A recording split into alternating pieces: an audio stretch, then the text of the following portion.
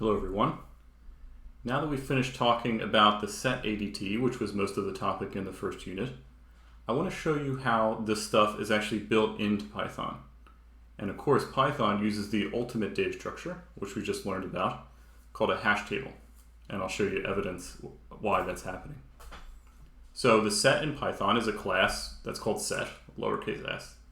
So to instantiate it, it's as simple as saying some object equals set. Okay, empty constructor. Now I can add things to the set, so maybe I'll add the first 10 numbers, starting at 0. So I could say s.add I. And if I add things again, so let's say I add 4, and then I add 8. Well, those are already in there, so that's not going to do anything, right? So the set ADT does not store elements with duplication. It has exactly one copy of each element. Now maybe in some of our other implementations under the hood, we did store duplicates, but that was just to make things easier because we were lazy. We don't really consider there to be more than one copy of things. So anyway, here's what we see in the set after doing all that. We can remove things. So I could say s.remove 3, for example. Print the set again. I see everything but 3. There's not actually a contains method, but you can say things instead. The syntax is I can say like 1 in s. That's true. If I say 271 in s, that'll be false. So that's the syntax. So you can make a Boolean statement like this.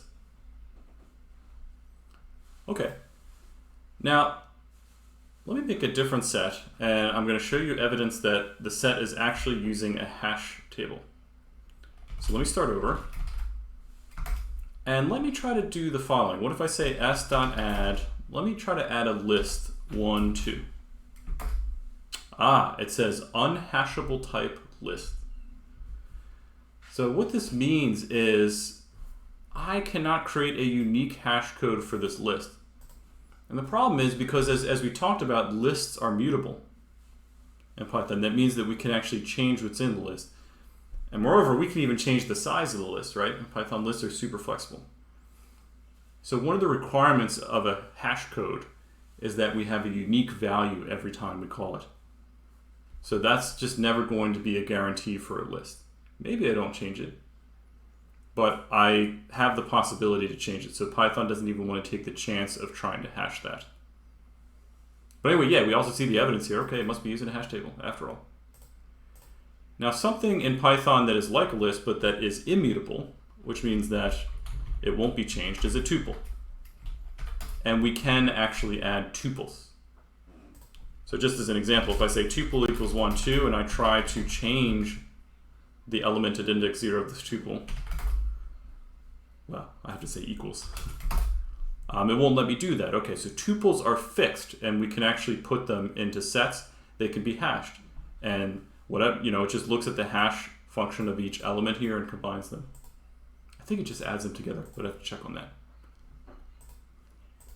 Okay, cool. So that's the way that works. Let me actually go back to the Harry Potter example and show you something neat that Josh showed me in class that I didn't know about. So if I go back to the Harry Potter example, remember I had just the wizard class? Let me actually go back to what I initially had. So I think I initially had hash code. I had this method called hash code, and I said the hash code for a wizard is the day that they were born times 12 plus the month. So that's a unique thing that's not going to change. But if I try to create a set of wizards, and I try to add all of the wizards to the set, it's not going to let me. It says unhashable type wizard. That's a bummer. So it doesn't know how to hash the wizard, even though I had this hash code method. But it turns out, we've been talking about these special methods, like you can overload different things. Like this is the toString operator. Like if I was going to print a wizard, this is the method that would be called. If I was going to write equals equals between two wizards, this is the method that would be called. And it turns out, I didn't know this, but it makes perfect sense. Josh explained that if I do underscore underscore hash underscore underscore, that is the special method for a hash code. So if I define that, if I overload that method that comes from, remember, the God object class. The God object class has this method.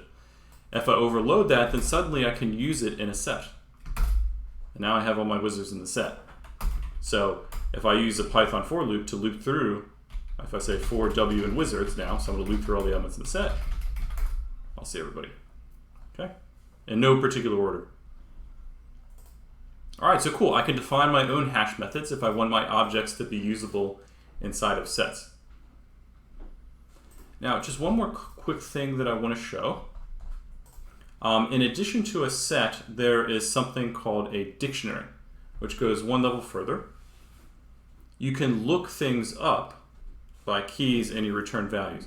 It's really just a set, it's almost just a set of a tuple of two elements. So let me show an example real quick.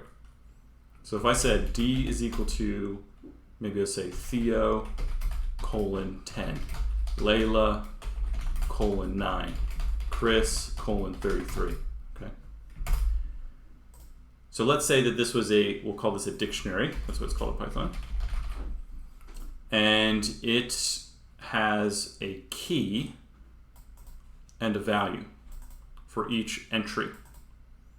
So the key is the thing that you're going to look up, and the value is what comes back associated to it. So in this example, the key is a name, and the value is an age. And the syntax for looking this up is actually beautiful in Python. It's just like indexing an array. So I can kind of treat the dictionary like an array, except the indices are the keys. In this case, they're strings, so I can say print D Theo, and I get back 10. And I can even do assignment this way. I can say, okay, I want a new entry, D Celia equals 32. And now if I print the dictionary, I will see that Celia has been added. Celia's in the other room. She might be able to hear me. Anyway, so just like a set, the keys in a dictionary have to be hashable. So I couldn't say something like D, list 1, 2 equals something. It's not going to like that. Unhashable type list. But again, I could make the key be a tuple. And that's fine. So if I print the dictionary at this point, I can even have it, just like I didn't show this in sets, but I can have a heterogeneous collection of keys. They don't have to be the same type. I can have strings, I can have tuples, whatever. As long as they have a hash code that has been implemented by this overloaded function hash. All right, so we have sets that are implemented with hash tables, and we have dictionaries that are implemented with hash tables. And the only difference between a dictionary and a set is that with a dictionary, you tack on a little bit of extra information to each element. So you can think of it like looking something up. And this is just an extremely useful data structure of the dictionary for reorganizing information. And so I wanted to go over this before I dove into the next topic on recursion, because I'm going to use the dictionary in a moment to help us speed up recursive calls. So dictionary is just an extremely useful thing for remembering things to look up and for reorganizing information. It's probably, in my opinion, the most important data structure. Okay, in this whole course. And now we know how to implement it. It's just with the hash table. And that's exactly what Python does. So we don't have to worry about doing implementation ourselves anymore. Let's just use Python sets and dictionaries. Okay. So I'm just going to give you a quick exercise with dictionaries, and then we will actually start the next unit content.